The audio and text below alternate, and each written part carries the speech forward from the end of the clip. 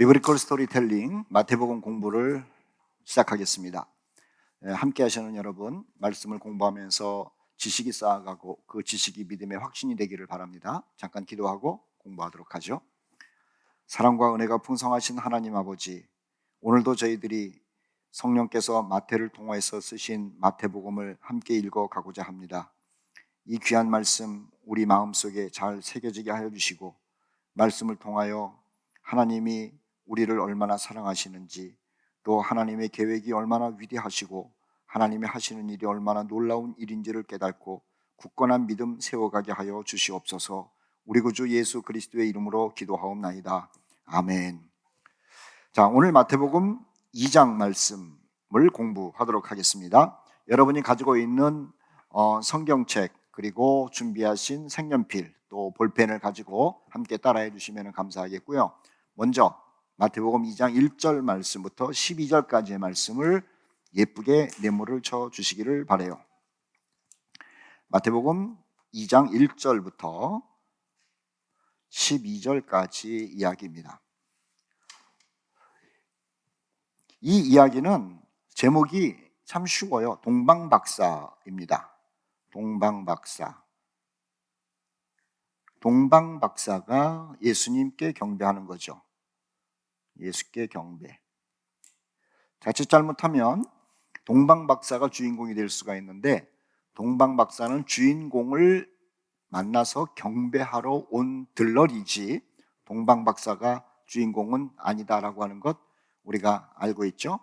그런데 불행하게도 세상에 많은 사람들은 주인공 되시는 예수님을 생각하기보다는 동방박사에 대해서 더 많은 관심을 갖는 것 같아요. 자, 동방박사가 주인이 아니고 예수님이 주인공이다 라고 하는 겁니다. 그런데 마태라고 하는 이 저자가, 원래 이름은 레위라고 말했지 않습니까?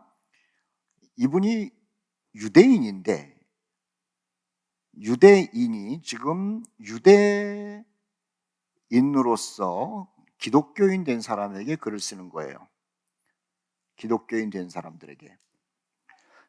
우리가 지난번에도 공부를 했습니다마는 유대인들의 특징은 뭐냐면은 성경에 정통한 겁니다.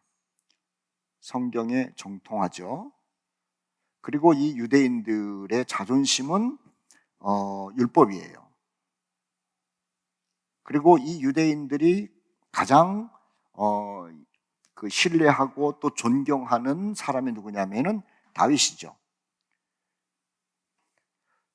자, 그런데 마태가 유대인들을 위한 복음서를 쓰면서 좀 우리말로 에티켓을 좀 지켜줬으면 얼마나 좋았을까요? 성경 인용하는 것 좋습니다. 그리고 율법도 좀 존중해 주는 것도 좋아요. 그런데 우리가 계속 읽다가 보면은 율법을 존중하기는커녕 율법보다도 더 큰 이야기를 하면서 유대인들의 자존심을 꺾는 내용을 공부하게 될 겁니다. 자, 그것은 차차 공부하게 되고요. 그리고 마태복음 1장에서 족보를 이야기를 하는데, 그냥 족보를 쭉 얘기를 해도 아무 상관이 없습니다만은 유대인들의 이 마음을 불편하게 만드는 이름들을 막 써놓은 거죠. 거기에 이방인들의 이름들이 많이 써 있다는 것이고, 또 여자들이죠, 그들이. 그리고 이들이 이방인 여자인 것도 기분이 나쁜데, 삶의 모습이 그렇게 아름답지 못한 사람들이었다라고 하는 거예요. 그래서 기독교인이 되었지만 이 유대인들 마음이 많이 불편했습니다. 그래도 어쨌든 잘 참고 예수님을 영접하면서 또 예수님을 따르면서 살고 있었던 사람들 아닙니까? 자, 그런 이야기가 지나간 다음에 지금 2장에 들어왔어요. 2장에 들어와서 또 한 번 유대인의 마음을 불편하게 만들죠. 자신들이 영접한 예수 그리스도, 하나님의 아들이라고 믿었어요. 그리고 그분을 따르면서 그분의 말씀을 묵상하면서 살아가는데, 그분을 만난 최초의 사람을 허구 많은 사람들 중에서 이방인으로 소개를 하느냐라고 하는 거예요. 이방인. 자, 그 사람들이 누구냐 하면은 지금 우리가 읽을 동방박사라고 하는 거죠. 유대인들의 입장에서는 아주 마음이 불편했을 거예요. 기왕 쓰는 거 유대인이 예수님을 만나서 경배했다 그러면 얼마나 좋습니까? 만약에 저들이 누가복음을 알고 있었다면은 누가복음을 읽을 때는 어떤 면으로는 좀 자존심이 살아났을 거예요. 목자들이 예수님을 처음 만나는데 어쨌든 그 목자들, 목동들은 유대인이었으니까는. 그런데 자기들을 위해서 쓰는 이 복음서의 첫 번째 아기 예수를 만난 사람이 이방인 동방박사라고 얘기를 하니 상당히 마음이 불편했을 것이다 라는 생각을 하게 됩니다. 그런데 지난번에도 말씀드렸지만은 마태는 유대인들을 깨트리는 작업을 하는 거죠. 선민의식을 깨라 라고 하는 거예요. 예수 안에서 구원받는 것은 이방인도 그리고 유대인도 상관없다는 거예요.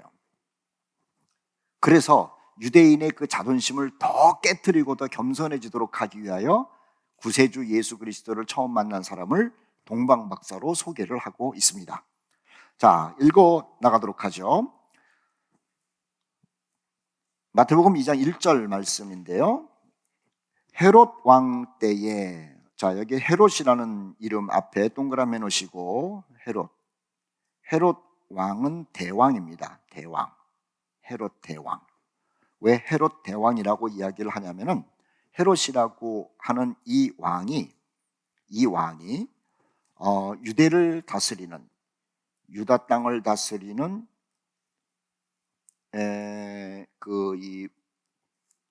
첫 왕이죠. 첫 왕. 자, 이 헤롯 대왕에 대해서 이야기를 하면은 헤롯이라고 하는 사람이 대왕이라고 하는 말은 뭐냐면은 이 유대 땅이 있는데 이 유대 땅을 전체를 다스렸다는 거예요. 전체를 다스려요. 그리고 이 양반이 죽은 다음에는 북쪽을 누군가가 다스리고 또 중간지대를 또 누군가가 다스리고 또 남쪽을 누군가가 다스리고 그래요. 자, 헤롯 대왕으로부터 이 가계가 이제 시작이기 때문에 헤롯 대왕을 대왕이다, 헤롯을 대왕이다, 이제 그렇게 얘기를 하는 것이죠. 이 헤롯 대왕은 BC 40년부터 AD 4년까지 왕 역할을 합니다. 굉장히 오래 했죠. BC 40년부터 AD 4년까지. 자, 그러니까 요 사이에 누가 있냐면은 예수님 탄생이 있는 거예요. 예수님 탄생. 그리고 이 사람이 AD 4년에 죽었는데 병으로 죽었거든요. 70세에 죽었어요. 자, 어쨌든 간에 헤롯 왕 때에 헤롯이 지금 로마의 허락을 받고 그 다음에 막강한 권력을 쥐고 이 가나안 땅을 다스리고 있는 그때에 예수께서 유대 베들레헴에 나셨다라고 하는 거죠. 자, 거기 베들레헴이라고 하는 것을 동그라미 해놓고 또 다른 색깔로 한번 이렇게 쳐놓으세요. 베들레헴 동그라미 해놓으세요. 베들레헴. 자, 이 베들레헴이라고 하는 이 말에는 유대인들에게는 특별한 생각이 드는 땅이죠. 왜 그럴까요? 베들레헴은요, 첫째는 다윗이라는 생각이 번쩍 드는 거예요. 다윗. 사무엘상 16장에 보면은 다윗의 고향이 베들레헴으로 나와요. 두 번째는 이 베들레헴은 야곱의 둘째 아내 라헬이죠. 야곱이 라헬을 굉장히 사랑했어요. 그런데 이 라헬이 베냐민을 낳다가 죽지 않습니까? 그런데 라헬이 어디서 죽었느냐 하면은 바로 이 베들레헴에서 죽어요. 그래서 유대 역사를 잘 알고 있는 이스라엘 사람들은 베들레헴 그러면은 우리의 조상 야곱, 이스라엘이죠. 나라의 이름을 만들어 놓은 이삭이 사랑했던 여인 라헬이 죽어서 묻힌 곳이 베들레헴이라고 하는 생각을 떠올리게 되고, 또 그보다도 더 저들에게 자극적으로 생각되는 것이 뭐냐면은 그들이 최고의 왕으로 여겼던 다윗이 거기에서 태어나서 거기에서 자란 곳이라는 생각을 하게 되죠.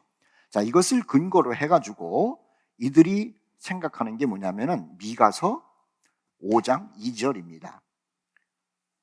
이들은 어렸을 때부터 무엇을 배웠냐면은 이스라엘의 구원자 메시아가 나타날 것인데 그 메시아가 유대 땅 베들레헴에서 태어날 것이다 라는 이야기를 들었어요. 다시요, 정리하겠습니다.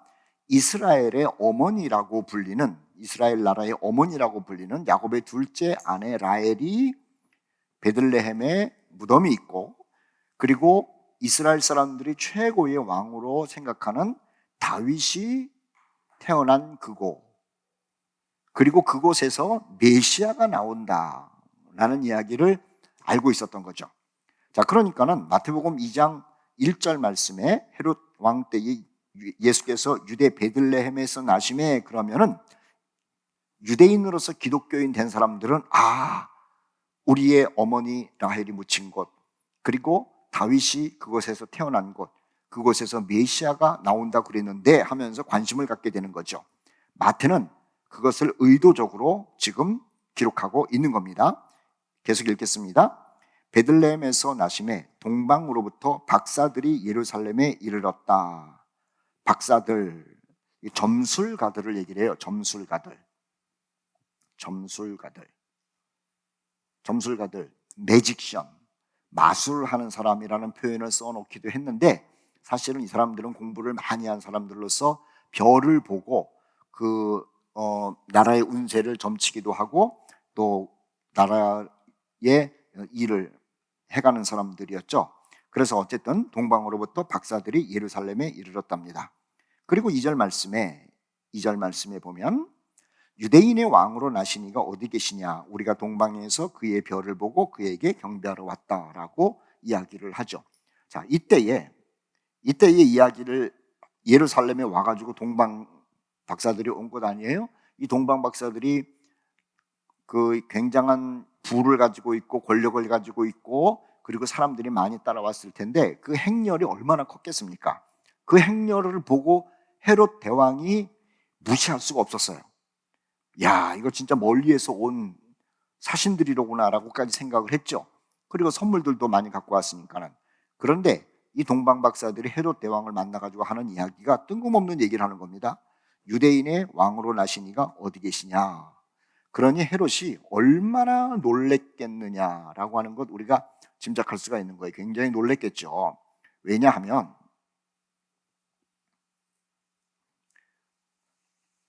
놀랄 수밖에 없었어요. 자, 헤롯이라고 하는 사람이 누구냐? 헤롯. 금방 말씀드렸잖아요. BC 40년부터 AD 4년까지 나라를 다스린 사람이 이 사람인데, 이 헤롯은 말입니다. 유대인이 아니에요. 유대인이 아니고 에돔 사람이에요. 에돔. 어떤 주석에 보면은 이두메 사람이라고 나오죠. 이두메. 그러니까는 이 헤롯이라고 하는 사람은 유대를 다스리고 있습니다만은 유대인이 아닌 열등감이 있었어요. 열등감. 이 헤롯이라고 하는 사람이 자기가 왕이 되기는 했는데요. 유대를 다스리던 하스모니아 왕족이 있었어요. 왕족. 이거는 대제사장들의 대제사장들이 유대라고 하는 나라를 다스리면서 왕가를 이루고 있었어요.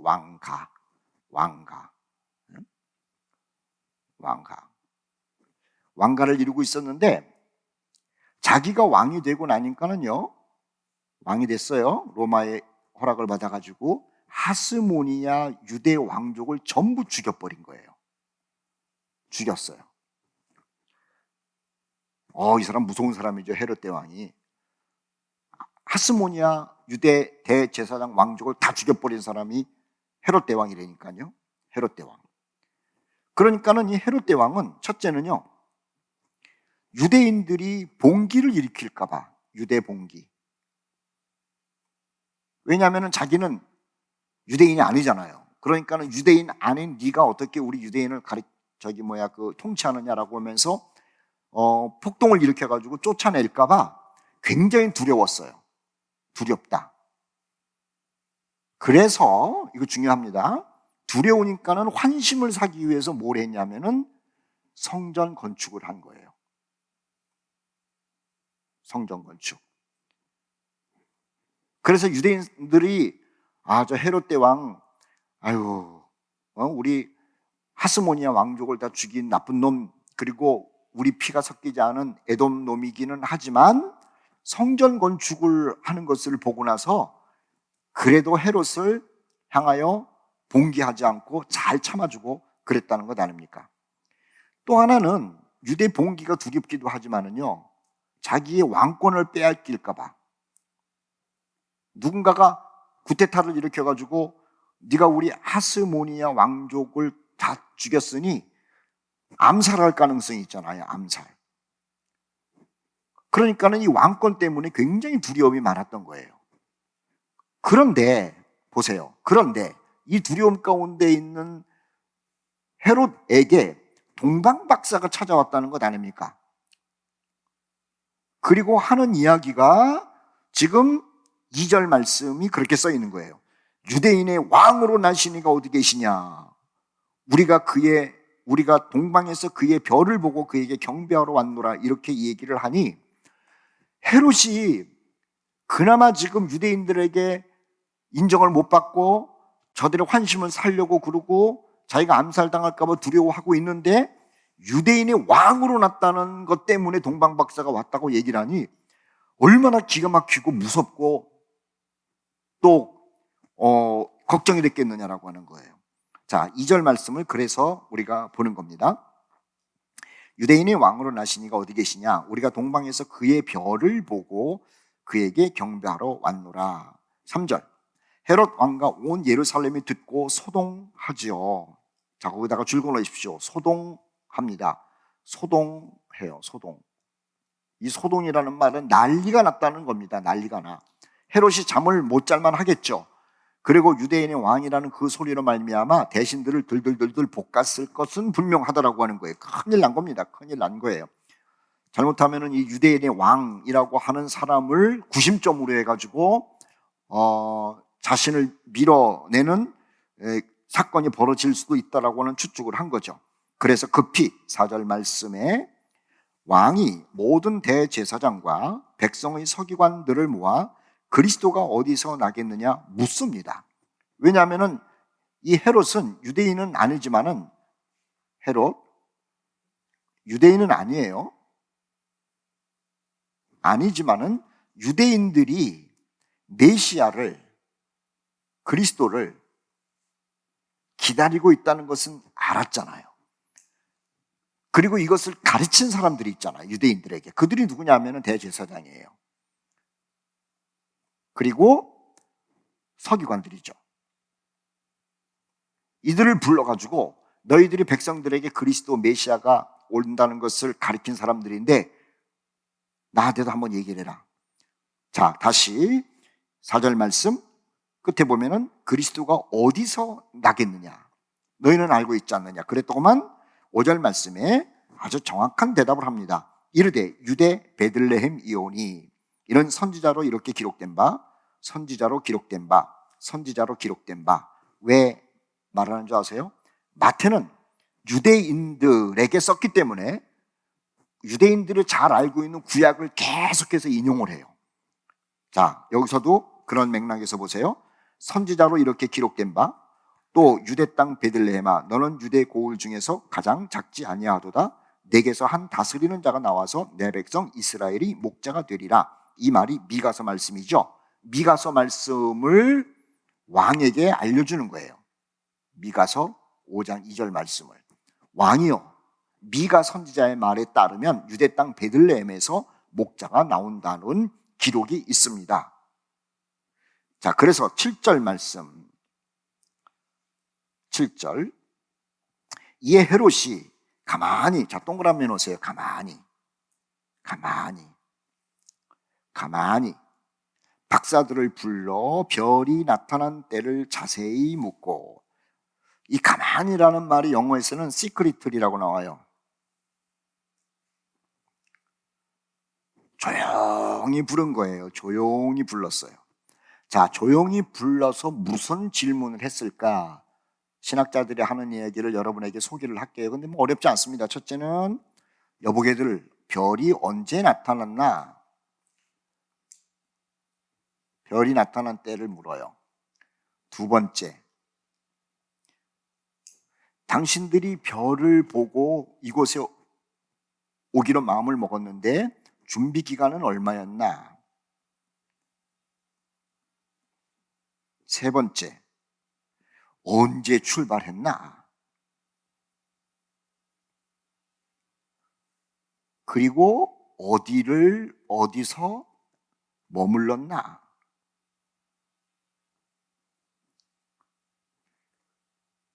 네 번째, 총 여행 기간은 얼마나 됐나? 이런 것들을 물었다는 거예요. 자, 우리가 조금 있다가 공부를 하겠습니다만은 아주 중요한 질문이에요. 중요한 질문들. 이걸 가지고 헤롯은 계산을 하는 거예요. 계산. 무슨 계산이냐 하면, 베들레헴에 있는 아이들을 죽인 사건이 나타나잖아요. 2살 이하로 죽일 것인지 6개월 이하로 죽일 것인지 3살 이하로 죽일 것인지를 결정을 하려는 질문들이에요. 가만히 물어보는 거죠. 가만히 물어봐요. 지금 헤롯은 일생일대의 위기를 만난 겁니다.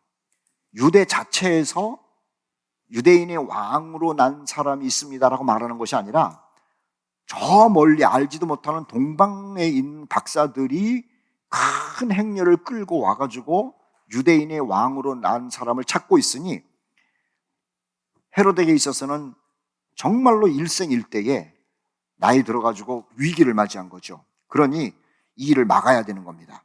자, 계속해서 읽을게요.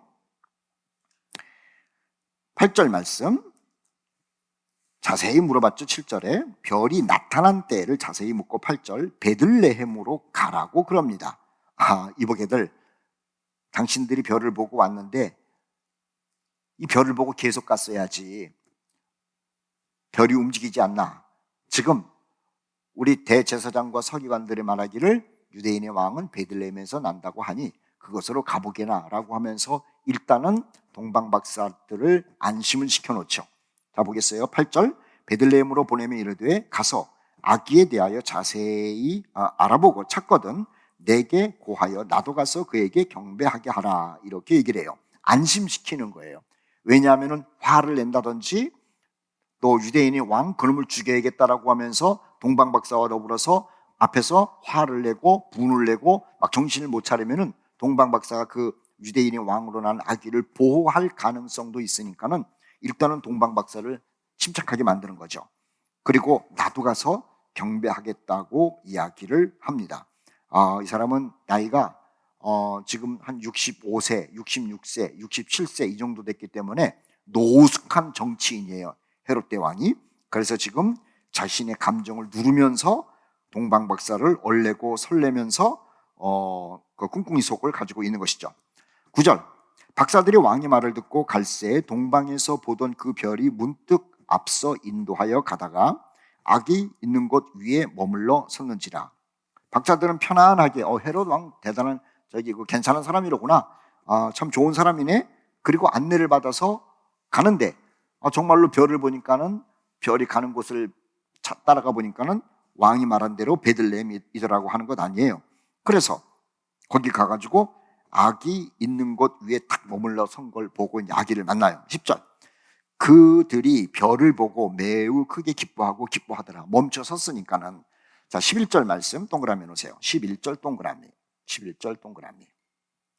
11절 동그라미. 자, 동그라미를 하면서 또 다른 색깔을 가지고 여러분 아주 중요한 것을 동그라미 하게 될 거예요. 다른 색깔을 가지고 집을 동그라미 하세요. 집.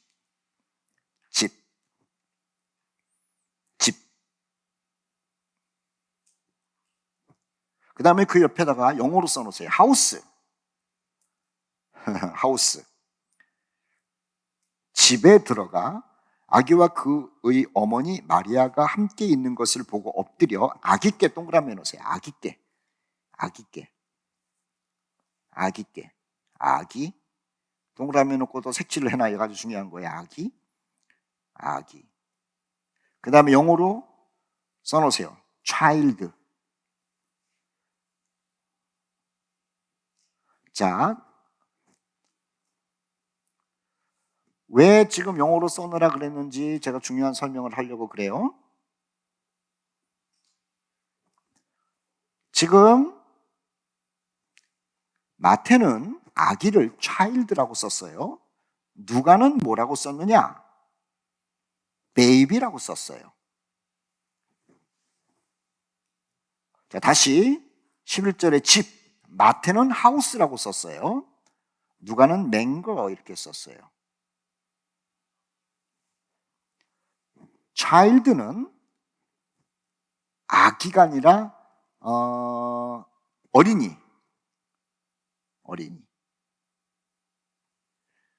베이비는 안고 있어야 되는 애기고 child는 아장아장 걷는 거예요. 자, 그 다음에 다시 집, 하우스. 하우스는 뭔지 알죠? 집이에요. 맹거는 뭐냐면 마구간이에요.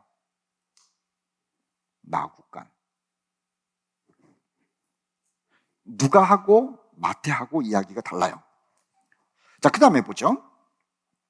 10절 말씀에 집에 들어가 아기와 그의 어머니 마리아가 함께 있는 것을 보고 엎드려 아기께 경배하고 보배압을 열어 황금과 유향과 몰약을 예물로 드렸다. 자, 거기다가 지렁이 표시로 줄거놓은 게 뭐냐면은 아기와 그의 어머니예요.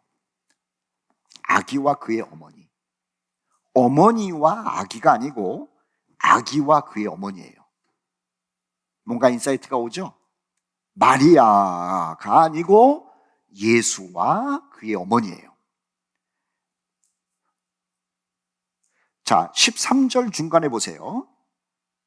아기와 그의 어머니를 데리고, 거기도 어머니 마리아와 아기가 아니고 아기와 그의 어머니예요. 자, 이 말이 무슨 말인 줄 아세요? 마태는 예수님을 항상 앞세웠다는 거예요.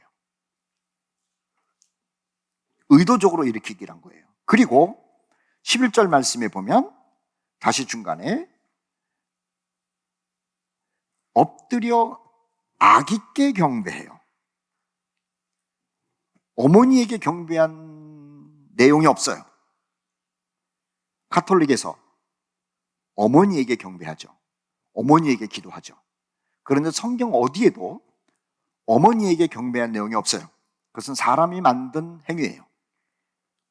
마태복음의 첫 번째 예수를 만난 동방박사는 어머니에게 경배하지 않고 아기께 경배를 해요. 즉 하나님의 아들이라고 하는 것을 유대 기독교인들에게 알려주고 있는 것이죠.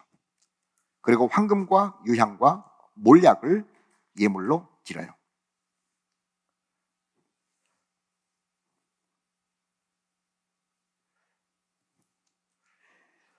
자, 여기에 우리는 아주 궁금한 것들을 이제 풀어가려고 그래요. 여러분들이 많이 들어보지 않은 내용인데 듣고 나면은 재밌고 흥미있고 참 그렇겠구나라는 생각을 하게 되는 거예요. 자, 잘 적으시고 또 머리에 입력을 시키세요. 마태복음에 나오는 사람은 동방박사예요. 그 다음에 누가복음에 나오는 사람은, 이 말은 뭐냐면은 예수를 처음 만난 사람, 들판의 목자들이에요. 자, 동방박사가 예수님을 먼저 만났을까? 목자들이 예수님을 먼저 만났을까? 동방박사 이야기를 보면은요, 굉장히 화급을 다퉈요. 그런데 누가복음에서 목자들이 예수님을 만난 모습을 보면 아주 여유가 있어요. 자, 봅시다. 마태복음 2장 우리가 지금 1절부터 12절까지 읽었죠? 2장 1절 동방으로부터 박사들이 예루살렘에 이르렀습니다. 2절 유대인의 왕으로 나시니가 어디 계시냐고 물었습니다. 3절 헤롯 왕과 온 예루살렘이 듣고 난리를 피고 있습니다. 4절, 5절, 6절 왕이 대제사장과 서기관들을 모아가지고 유대인의 왕으로 나신다는 이야기가 뭐냐? 어디서 나느냐? 라고 물어봅니다. 7절 왕이 박사들을 조용히 불러가지고 별에 언제 나타나는지를 물어봅니다. 8절 자기도 가서 경배하겠다라고 하는 아주 음흉한 이야기를 하죠. 그리고 9절, 10절 말씀에 베들레헴으로 간 동방박사가 기뻐하면서 11절 말씀 아기와 마리아를 보고 아기께 경배를 하고 예물을 드립니다. 그리고 12절 말씀해 보세요. 꿈에 헤로데게로 돌아가지 말라라고 하는 지시함을 받고 동방박사들은 주랭랑을 쳐서 갑니다. 야, 이렇게 급해요. 그런데 누가복음으로 가봅시다. 여러분 성경을 한번 피세요. 누가복음을 보죠. 자, 누가복음 2장 말씀. 누가복음 2장 말씀에 자, 1절 말씀에 보면은 가이사 아구스도, 이건 옥타비아누스 황제를 얘기한다고 그랬어요. 로마의 첫 번째 황제입니다. 옥타비아누스가 영을 내려가지고 구레니오가 수리아 총독되었을 때 호적을 하게 되죠. 그래서 4절 말씀, 요셉이 나사렛 동네에서 살다가 베들레헴으로 가요. 거기서 호적하러. 자기 약혼녀 마리아가 임신을 했지 않습니까? 7절 말씀에 아기를 낳았어요. 그리고 첫 아들을 낳아 강보에 쌓여 구유에 누였으니, 자, 거기 구유라고 하는 것은 맹거, 아까 얘기를 했죠? 구유, 마국간의 구유, 마국간의 구유의 마국간, 그 얘기를 지금 하고 있는 거예요. 8절 말씀에 자, 그 아기를 낳는데 지역에 목자들이 있었어요. 양을 지키는 목자들. 천사가 나타나서 10절 말씀에 온 백성에게 미칠 큰 기쁨의 좋은 소식을 전한다. 구주가 났다. 이렇게 얘기를 해요. 그리고 12절 말씀, 너희가 가서 강보에 쌓여 구유에 누워있는 아기를 보리라. 아기. 자, 거기에 아기는 뭐냐면 베이비예요. 베이비.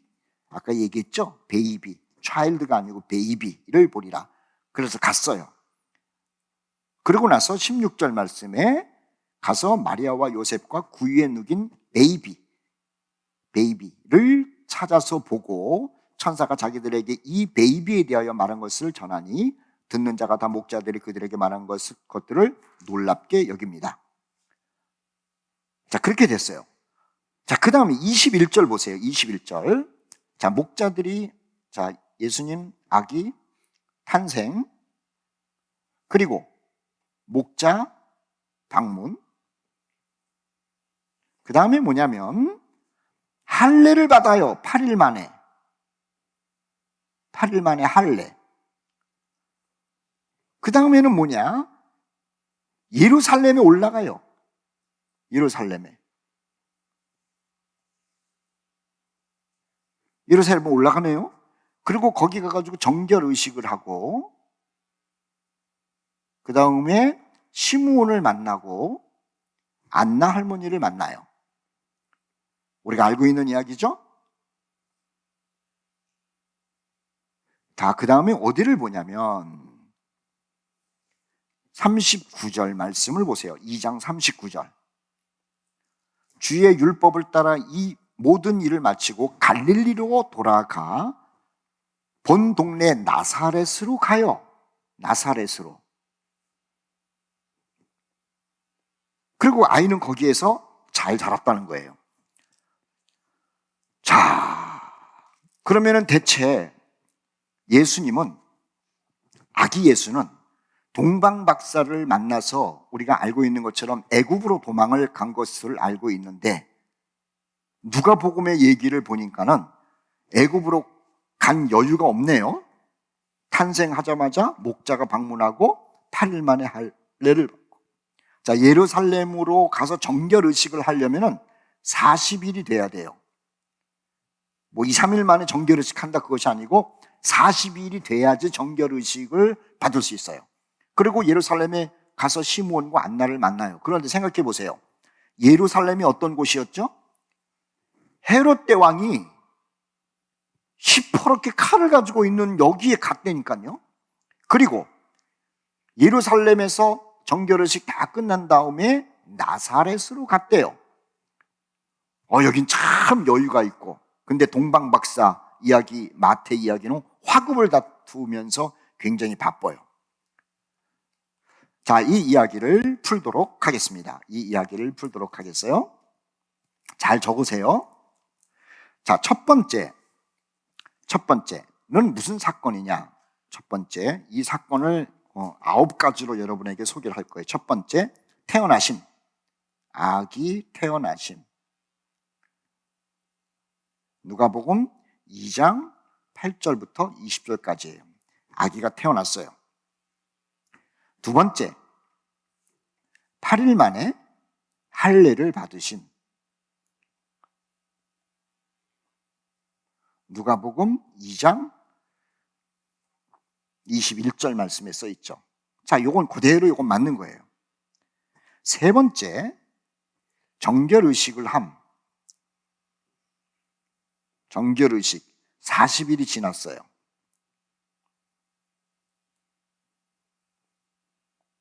그리고 선지자들을 만남. 이 선지자는 시므온 할아버지랑 안나 할머니를 얘기를 하는 거예요. 자, 그 내용이 누가복음 2장 22절부터 38절까지 나오는 얘기예요. 세 번째, 네 번째죠. 네 번째 그리고 나서 나사렛으로 가심.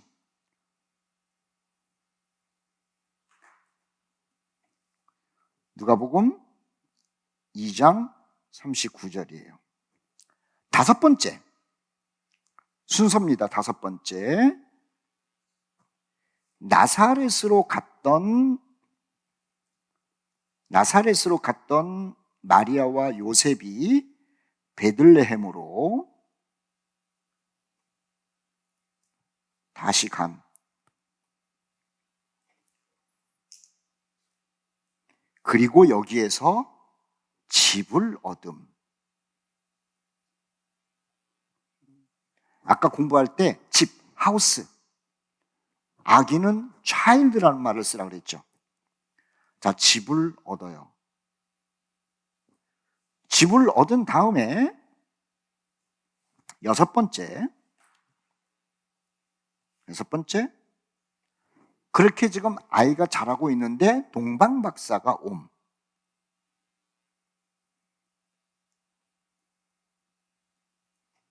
그래서 child에게 경배하는 말 나오죠. 아기에게 경배.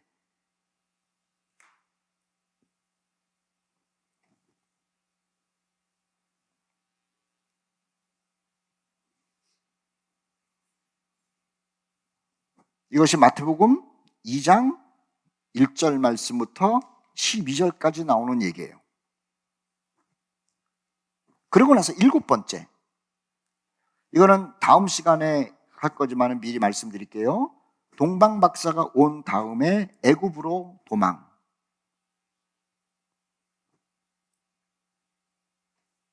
애굽으로 피난하죠. 그것이 마태복음 2장 16절과 18절이에요. 여덟 번째,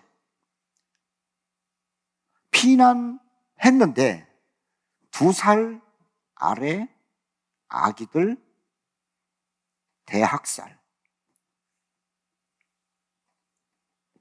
나와요. 이것이 마태복음 2장 16절과 18절에 같이 나와요. 아홉 번째, 그 헤롯이 죽었다는 이야기를 듣고 천사의 지시를 따라가지고 다시 갈릴리로 돌아와요. 나사렛으로.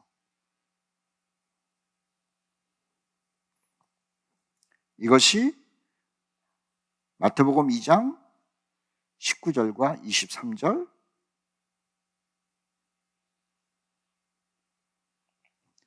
그리고 누가복음 2장 39절과 40절 이렇게 돼요.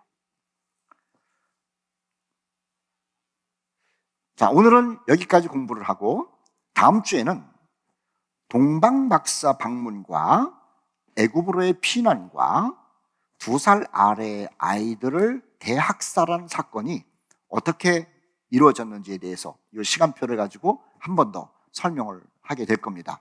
다음 주에도 아주 재밌는 이야기들이 여러분들에게 펼쳐질 겁니다. 한 주간 동안 말씀을 묵상하시고 또 말씀을 통해서 여러분 마음속에 믿음이 굳건해지기를 바랍니다. 다음 주에 만나겠습니다.